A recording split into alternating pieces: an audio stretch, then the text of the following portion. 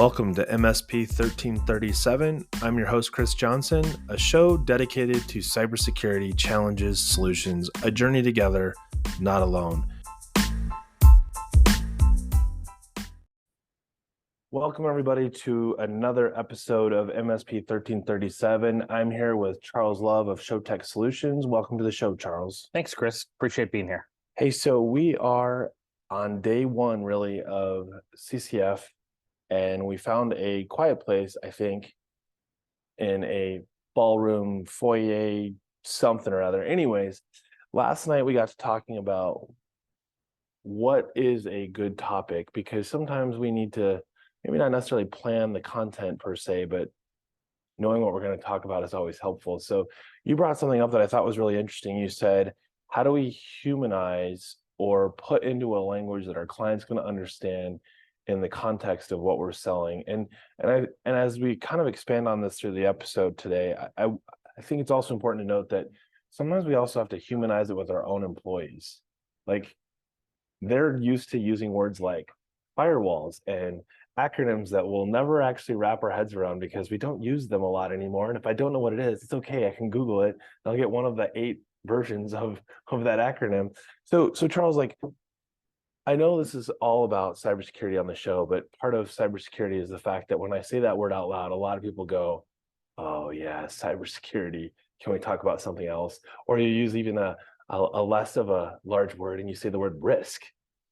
No extra syllables. Yeah. So talk to me a little bit about your idea around what does it mean to humanize, whether it's ChatGPT that helps you come up with the language, or even just thinking like, if I told a 5th grader, this is what we're going to put in your classroom, they'd be like, oh, that's cool. Or they go, I have no idea what you said, but sounds great. How about that? I've watched those Are You Smarter Than a 5th Grader, and I don't win. I definitely don't win at those shows. Yeah, they're rigged. I think that's just reality TV, and I don't know that you're supposed to win. Yeah. So, one thing that our industry, and I'm sure many other industries, but I know about ours the most, suffers from is acronym overload, right? We have all these crazy acronyms that the general public or your 5th grader, or what I like to say is your mother, doesn't know what that means. Right. And to some extent, our parents know more about technology than a lot of the clients that we're talking to. For sure. Because they're our parents. Yes. And when I say that we have a SOC, I get a look like, shouldn't you have 2? Right? Like, assuming like you have plural. You have, Actually, that's SOX. Yes. So, but we throw out all these buzzwords. Yeah, we have a SOC, and we do RMM, and we do PSA, and we do, XYZ and all these things. And we forget that. And that's not new. No. Like we've been doing this forever. But the problem is we have all these new acronyms now that are constantly coming out. Yes. XDR. Yeah. What does it even mean, right? Yeah. So what's the difference between an EDR and XDR? And my joke is spelling. Right. It's all in the eyes of the beholder. Yes. Yeah. So, one of the things I'm trying to do is what I like to say, de-Charlize what we offer. Is that possible? Right? No. But you can put a little film covering over it. They can't see through the window. For sure. Like, I like to be the man behind the curtain, right? Like, I don't want to go anywhere. I just want to do all the back end stuff, right? And a lot of times I just get so focused on acronyms and things, and then when a customer says, well, what is an EDR? Like, in my brain, I have to stop and go, all right, E, what does E stand for? I don't remember. And then it'll eventually come to me, but the customer sees I'm struggling with it, and they're like, well, if you can't remember, how am I supposed to remember? Do you think it's bigger than that? Because I think about the term EDR, XDR, those are just good examples from today's buzzwords. But I think about like going back in time when someone we never considered or even thought through the idea that I might have to explain the definition of SQL. Like, what does the S and the Q and right? I think that the problem has always been present, but we're in a time where the amount of information that we're absorbing, we can't keep up with. And so obviously, if we can't keep up with the buzzwords, there's no way our clients are going to keep up with the buzzwords. For sure. And it's, it's alphabet soup, right? Right. And Of the day. yeah, and you said it when we started this, we're at CCF. And then I had to remember what CCF stood for. Yeah, that's chocolate can't Yeah. Oh, communities, councils, and forums, for those of you Yes. that don't know. What did this used to be called something else? It wasn't Breakaway. No, that would be what became Channel Con. CCF used to be called AMM? Yes. Yeah, another acronym. Annual members meeting. meeting. Yes. Yeah. Meetup, annual member meetup. Oh, there we go. So again, acronyms, buzzwords, and we're actually at an event where I would argue that we have some of the smartest people in the industry, and they too struggle with the alphabet soup. And so obviously the title for today is, how do we humanize this? How do we not act like we're talking to a fifth grader, but put in language that even a fifth grader would be able to understand? For sure. And we tend to take things from people we know, right? So Vince from Anchor. Yes. He had his famous, whatever you want to say it, his list of banned words. Oh yeah, piggyback, echo. Correct. Ditto. Yeah, circle back. Circle back. We're getting into, we've done a lot of burpees for using those words. Yes. So, but I always try and think when I'm talking to somebody, would Vince yell at me for saying these things? And most of the time, the answer is yes. Yeah. Right. Because he was really big about, you have to speak like a human, not like, an MSP guy, right? Because when you're trying to convey what you do, speak human, right? That's the hardest thing for a lot of us because we're techs. Is it tied to text? Because you do realize that today they're launching the CompTIA Cybersecurity Trust Mark is going to get debuted this morning on stage. And literally, what do we call it internally? CCT. I don't necessarily think it's a tech problem. It's we're trying to take shortcuts and abbreviate and make our lives simpler, and in so doing are creating the opposite effect altogether. And it's not driven by tech. Tech just happens to be driving at a rate that the words used, the buzzwords, if you will, are happening faster than we keep up with. For sure. And it's quite funny. I'm going to date myself here, but back in the day, You were 2000 and late? Yeah. I was Nintendo of America had a focus group thing in New York. Wow. And I was on it. It's when they were trying to come out with Super Nintendo or whatever, something. And they sat a bunch of people in a room and they gave us the Nintendo thing. It wasn't the one that they actually used. It was like a trial. And they just said, set it up and play with it for 45 minutes. And then they walked out of the room, obviously staring at all the cameras, laughing at everybody. Right. I'm, however, young. What's the red button for? Yeah. I was, trying to get out of there as quickly as possible. But that's one thing we miss. We miss the focus groups on, help me name this thing. Right. And what people do is they come up with this really cool acronym because it's a good marketing thing. It's a buzzword. It's what the industry knows. But we forget about, how are people going to relate?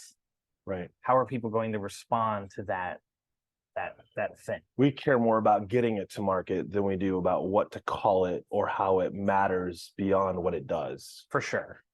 And this is why I wanted to kind of talk about this today, because there's one thing we can all do in all of our businesses, and it's try to better explain what the thing is. Doesn't matter what the thing is, right? We're not picking on EDR and sure, but assume that they don't understand rather than assume they do. For sure. So like, if I ask the people listening, what's the difference between the router that comes with Spectrum and a Sonic wall, we can give all these cool answers. And the client would totally understand to a degree what we're saying. Well, but to them it's, so wait, they both give out the HCP. They both do. Well, we wouldn't necessarily give them how they're the same. I get it. But right, yeah. Fair enough. Fair. That's Charles again. Going too deep. You Charles explained it. How do we de-explain Charles? So, but along those lines, I think you're onto something that's really important, because I had this conversation yesterday with Michelle here at CompTIA, and she had asked the question. She had recently she has the Google Wireless, and then she has the Spectrum modem router thingy, and that was partly why the Spectrum just jumped into my Yep. head. But what was interesting was her concerns. So she has shown up. Google has said, "Hey, this is a rogue user," and Spectrum then also flagged, "What do you want to do with this user?" And so, of course, she goes into the Spectrum app and she says, "Block," because user one is not myself or my husband, so it must be rogue. And quite honestly, it probably was a rogue device, something that. And so we walked through kind of the steps to come to the conclusion, like, this probably wasn't someone trying to like steal your computer information. Like maybe it was like a delivery guy, his phone reached out, tried to connect because it saw the wireless. Obviously, it didn't authenticate, but Google still flagged it, and so did Spectrum. So great, right? What does that mean to someone who's non-technical? Do I need another firewall? What should I get? And I'm like, okay, anything we add is going to change what you currently have that's relatively stable, has comprehension that you're able to navigate and secure to your. But then at the same time, she gets hit with fraud happening on credit cards and For a bunch of other sure. stuff. And now it's like, well, those are related, right? I'm like, coincidentally, they could be. It's a coincidence. It could be more than that, but I doubt it. We go back to the conversation about what can she do? What can I do? And I started thinking about it and going, trying to explain it in the context of what's most important to you. Well, that wasn't how big is my firewall and how many lights do I have on it and what do you call it? Does it do XDR or EDR or IDS or IPS? It was, can I sleep at night knowing that I have new box or the box that I already For have? sure. So like, is that not kind of the point here is like, stop trying to explain the thing and explain what you're doing because of the things that you're putting in there. Absolutely. Then you don't have to talk about it. For sure. And make it relatable, right? So I'll give you kind of a funny story here. So you know I have a few fish tanks, right? Yes. For those of you that Yeah. don't know, Charles has a 2-car garage that you can't park any more fish No, tanks in no. or So cars. yes. But you know, I make this thing, I 3D print this thing. And I was having a hard time explaining to people what the thing did. And AI, which is becoming, you know, it's coming everywhere. It's in the browsers now. Sure. Uh, I started to pump into ChatGPT, help me better explain this thing, Right. right? And boy, it came back with 3 paragraphs of ways to explain it, and it was amazing. So now I started to take that and say, help me better explain what EDR does. Help me better explain what SDR does, right? All of our buzzwords. Sure. And now I'm coming up with these kind of interesting ways to explain to our parents what these things do. I mean, there's positives around AI. Well, it's not always great, For sure. right? There's lots of adjectives and things like that, but you can really start to tailor it and train it to help you with what you want to do. So this is going to sound stupid, but like with regards to the plant contraption thing in your fish tank, wouldn't a picture been worth 1,000 words? Yeah, but it's all about keywords. Sure. Someone's searching for something. How do you show up in their search results? Correct. So like how do I just explain it? I say it's a thing you put in your tank, whatever. But now I have a 4 paragraph, 3 paragraph, whatever. Nice. Gives me the benefits, the speeds, the feeds, you know, to explain as a human what this thing does. So how do we, so I feel like we just kind of stumbled upon in a roundabout way, not so much Chat GPT per se, but how do we take and stop using line cards in that traditional sales model? How do we take the conversations around risk and maturity and that posture, which really doesn't have any sort of like benefit in what we're saying? Like you don't go to a client and go, well, your cybersecurity maturity is going to go up from a 3 to a 5. And they're like, well, how many numbers can we go to? And you're like, 20. Yeah. Just pulled that one out of a hat, right? Like, and then they're like, okay, man, I'm a long ways away from 20, but you're like, yeah, but 5 is better than 3. But you still have no context as to what that really means, because when you look at the realities, if you're hit with ransomware or some sort of event that causes downtime, well, that's money lost or money, saved, however the technology did or didn't do its job. But that's what they're asking for. They're asking, how do I be protected? I can sell car insurance all day long for two reasons. One, they have to have it. Yep. And there's no conversation around not getting, you can't just avoid insurance. And then the number two is, what does it cover? And it's very clear in the policy what is and isn't covered for their car. So in essence, we should be kind of approaching it the same way when we put a solution in a client's environment that says, hey, this is what we are doing.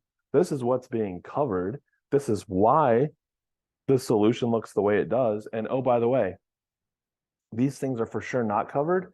And there's no guarantee that everything that we just put in is going to pan out the way we just described it. For sure. And feel good about that. Yeah, absolutely.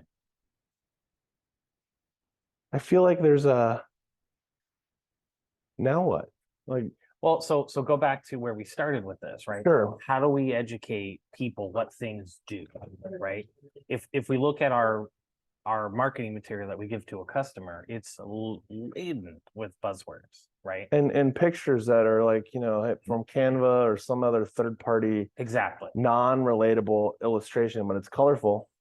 Well, and so when that prospect or customer is looking over these words, it's like when I talk about fish stuff to somebody who doesn't know about fish stuff, right? They glaze over immediately. Right. But we have gotten away from why you should have solutions and what they do in a human relatable way.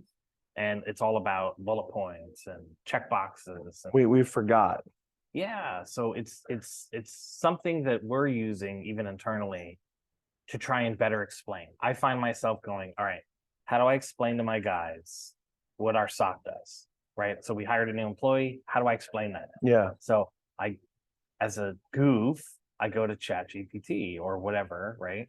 And I'll say, help me explain to somebody who doesn't know what a SOC does. And I'll preface it by saying, we use whatever SOC company it is. And I know this thing is like spidering and looking all around. Right. And it comes back with some either wildly accurate information or mildly inaccurate. But all are tweakable to get Absolutely. Sort of the end result. So part of me thinks that what you just said about like we've gotten to the one sheet, the bullet points and the abbreviation. Do you remember when everything was driven by what we put in front of a customer that was printed? Yes. And yet today everything is digital, and yet we still don't go back to a world where like I'm now trying to get you the digital one sheet, but I could give you a digital 100-page anything or an hour-long video. For sure. And if it was an hour-long video, they'd be like, oh, Charles released a video on YouTube. It's 45 minutes or an hour long, and they'd watch it. But if you give them a one sheet, they might not even open the email. Never. So to the point is, this isn't about information overload. This is about accurate information and being relatable. Absolutely. Like, I'll tell my vendor friends all the time, you can write the most killer, here's what's new in the product that we just released. I can assure you I will not read it. But if you give me a 30-minute video where you read it to me, I'm watching the video. Or even better, you show me what it does. Yeah. And this goes back to, and this is where I think cybersecurity in general has borderline gone off the rails with vendors. And this is not a diss on vendors. It's more of really a diss on solution providers, because we're getting what we're asking for, right? So if I buy a product that solves for X, but I don't do any of the training or follow any of the guides, but I have it, so therefore, because of what it says it does, I'm checking a box and saying I have it and it does that and moving on. Correct. We've done that for years. And I remember back in the day when we had our MSP solving for one of those vendors' challenges with solution providers are like, this stuff doesn't work. And our clients are really angry. And the parent company would call us up and be like, got another one. And we would go in and reconfigure it so that it worked properly. There was nothing wrong with the product. There never had been. But that company still failed to properly train and engage the solution provider in such a way that the results would always be the same. And I think that's a very common problem. And I think it goes back to what you said, because we didn't make it relatable, because we assumed that the person that's going to implement this is of the same technical, cut from the same cloth sort of metaphor as I am who created the product. you will understand and implement the way it was intended to be, just because I believe in you. For sure. And one thing a lot of people like to point back to is, well, it's in the knowledge base, right? Yeah, what's So, that? well, You back mean in Chat GPT? no, just in I know, general. I know, I Yeah. know. But back in the day, when a vendor would release like documentation, it was set in stone, right? And then iterations of future versions had different sets of documentation. Right. Well, now vendors are, and partners are making cool things to the products. And I don't want to say they're silently updating the knowledge base if they're not updating it all, but the days of RTFM, right? Yeah. I'll just leave it there, are over because it's always changing. So how do you keep up? Well, this gets into, and I recently had to do this with regards to a door security system that suddenly has a new, the latest version now supports some functionality that existed before, but you had to program each door module across all of your buildings. Each one had to have the same level, same scripts written to them. You couldn't just like copy and paste. You had to like literally create the script for each one, at least for each model, and then go put it on each one. The new version, I can push it from the brain, the controller, and I can push it to all the devices. And the whole point of what I was looking at trying to do was, so like if there was an emergency in a school district, they could do a lockdown. So I could take a key card and swipe any door in any building, all the doors would go into lockdown mode. So no one could come in the building, even if they had a key card. So we're going to the vendor and asking questions, or sorry, the distributor asking questions about needing this functionality. There's just no way we could do by module. It's too much, it just, and unreliable. Like, how many did I get right? And he's like, oh yeah, he's like, that's an add-on. And he's like, it's this much money. So he's talking about like the new version allegedly of the software. Well, I went into the documentation over the weekend. Well, I actually was on vacation. I went into the documentation. Documentation says if any of your firmware on any of the modules are this version or higher, all that feature set is baked in. Oh, nice. It's not on their public facing website, but when I drilled down into the documentation, they had updated one section, one page of their knowledge base, and there was the answers. We don't spend any money. Yeah, for sure. And I think that's just as common as like, oh, here's the new product. Also available in all pre-existing versions of our product that's that the thing I supports. forget to tell you. Yeah. So Charles, we've got a few minutes left, and I was thinking like, how do I take a solution provider today and go, how do you change what you've been doing to a model that's, I don't want to say dumbed down, but it's a simpler version of what you've been doing, so that you can stop telling me and Charles here that it's just really hard to sell cybersecurity. Yeah, you should never actually have to sell cybersecurity. You should be selling or providing a solution that includes cybersecurity, and it shouldn't be, well, this is to protect you from the threat actors in Russia, and this was to protect you from the threat actors in the Philippines. And no, this one protects you from your own internal staff. Actually, that's probably a better way of explaining it than it is to say this is a box that locks everything down. Yeah. So kind of a funny thing, we have a whiteboard in the tech office, and there are three. Is that an analog thing? No, it's like an old school. Yeah, analog. Yeah, analog, yes. And there's 3 bullet points on there. Hot take counter for when one of our techs has a hot take on something. DNS problems. It says literally, we have had X days since DNS. We never get past 1. And then we also have the alphabet soup counter. And the guys have now, it's almost gamified, where if they hear somebody saying an acronym, they put it on the board. So the DNS is, explain the DNS one. So there's a joke in the community that it's never DNS. It cannot possibly be a DNS. It was DNS. Right. And we live that, and DNS causes all kinds of trouble. It's like I called the ISP, it's like, it's not on our end. Yeah, for sure. So, but the guys have really started to jump at, in a nice way, helping each other stop with the alphabet soup. Well, what you're doing is you're creating culture around maturity. You're maturing. Yes. So this is, and you'll probably hear it today maybe in Wayne's, I don't know if he has it in this deck, I haven't scrutinized it.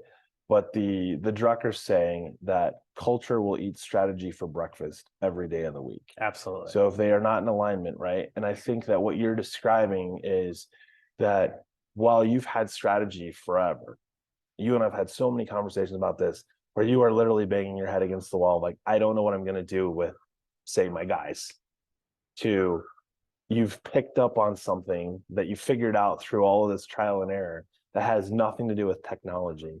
And it has all your guys participating together and wanting to succeed with an analog technology nonetheless. Yes.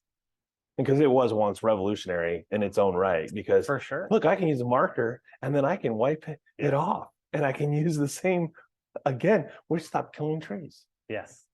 Any last things to share with the audience? Because while this was all about cybersecurity in kind of a roundabout way, it had nothing to do with cybersecurity. No, but it in a way it does. Sure. So my recommendation is talk to your team, and use the 5-year-old, use the parent Sure. Analogy here. And if what you're saying, if you tell somebody something and their head starts to tilt, you're speaking like Charles. So my tip is don't speak like Charles. Like, this isn't the fist under your chin looking up at the sky. No, this is somebody tilting their head slightly to the left because they're trying to get the brain to recenter. Yes. Yeah. So it's, this is just what we do, right? We want to sound super smart, but sometimes you just also have to be relatable. Right. Sometimes the super smart is super easy because of who you're talking to. So does this get into, I feel like we talk about this all the time. Do you do tabletop exercises with your team? Like, what happens if Charles is hit by the bus? But I hear, like, do a tabletop exercise and say, okay, you're going to talk to Charles. Charles is your mom. And you're going to explain to Charles what it is.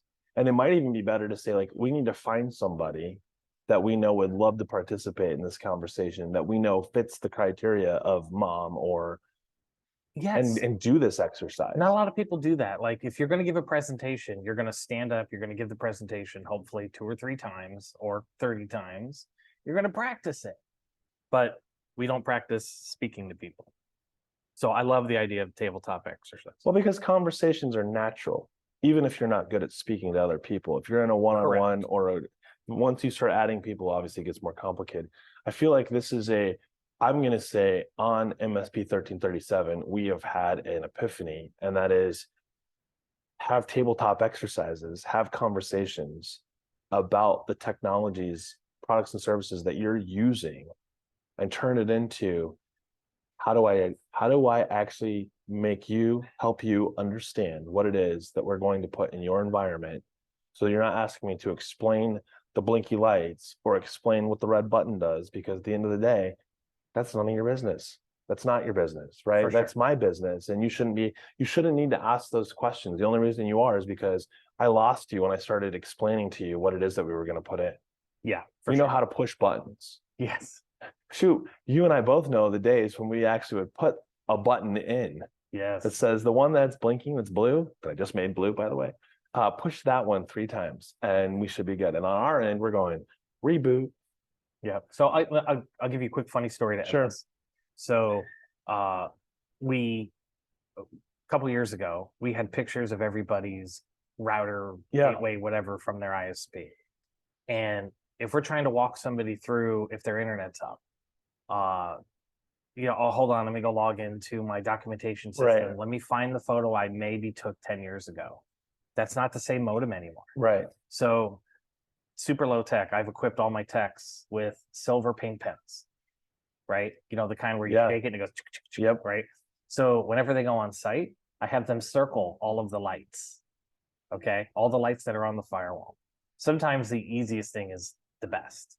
And if a light is blinking, they put a little star next to the circle. And if it's solid, it's just a circle. So now, 10 o'clock at night, customer calls in and says, hey, I think my internet's out. We go, all right, do me a favor, go into the room. Do you see where I put the little circles? Or any of the circles not lit? Gotcha, cool. So we just took a paint pen. That's hilarious. To solve a technology issue. And sometimes, like I said, it's the simplest thing. Well, I mean, you and I both know, how many times have you worked with an end user and they're like, let's just do FaceTime. And then they move the phone. Yes. And I remember, I don't know if it was Log Me and Rescue or one of those that has like, you can like circle what's in the Yes. picture Yep. and then it Absolutely. freezes that and they're like, oh, got it. And you're like, but that's that takes 10 steps to get that accomplished, right? And what you're describing is like, I have to do absolutely zero other than say, do you see problem with square peg round hole? Is that what you're seeing on your box? For sure. And the reason I brought this up is that simple paint pen thing that we do came from a tabletop exercise that we did. I forget what show it was, but we came back and I asked the team for 5 things that drive them crazy. That was one of them, right? So by doing things, you can actually make the business run a little bit smoother. Yeah, the other one that I think of a lot is don't cut corners on the cost for connecting devices. So, like in that server room, there's a reason why patch cables come in different colors. It's not because they look pretty, different colors look pretty. Um, if everything is going from switches to a patch panel to go out somewhere else, those feasibly are all going to be the same color just because they're going to nothing, right? Correct. Like, but the ones that are going to access points or the ones that are going to like the internet, those should be very obvious and stand out like a sore thumb.